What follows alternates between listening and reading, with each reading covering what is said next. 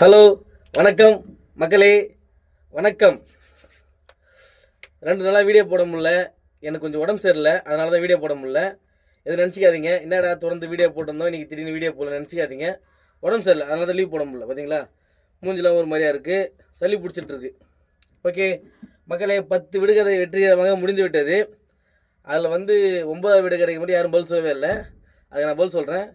இன்று விடுகதையை நான் ஒரு விதமாக மாற்ற போகிறேன். விடுகதை நகைச்சுவைக்காக மாற்ற போகிறேன். விடுகதைகள் நகைச்சுவை கலந்துருக்கும். அதாவது கடிஜோக்குன்னு சொல்லுவாங்க. மக்களே, விடுகதையை நான் நகைச்சுவையாக மாற்ற போகிறேன். இந்த விடுகதையை நகைச்சுவை விடுகதைன்னு சொல்லுவாங்க, நகைச்சுவை விடுதலைன்னு சொல்லுவாங்க. ஆனால் மற்றவங்க சொல்கிறப்போ கடிஜோக்குன்னு சொல்லுவாங்க. மக்களே, உங்களுக்கான முதல் விடை சொல்ல போகிறேன். நகைச்சுவை விடுகதை. டாக்டர் ஊசி போடும்போது ஒருத்தன் தடுத்தானா, அது என்ன? மக்களே, மறுபடியும் சொல்கிறேன். டாக்டர் ஊசி போடும்போது ஒருத்தன் தடுத்தானா, அது என்ன? மக்களே, இந்த கேள்விக்கான விடை சொல்லுங்கள். உங்களுக்காக நான் வெயிட் பண்ணுறேன்.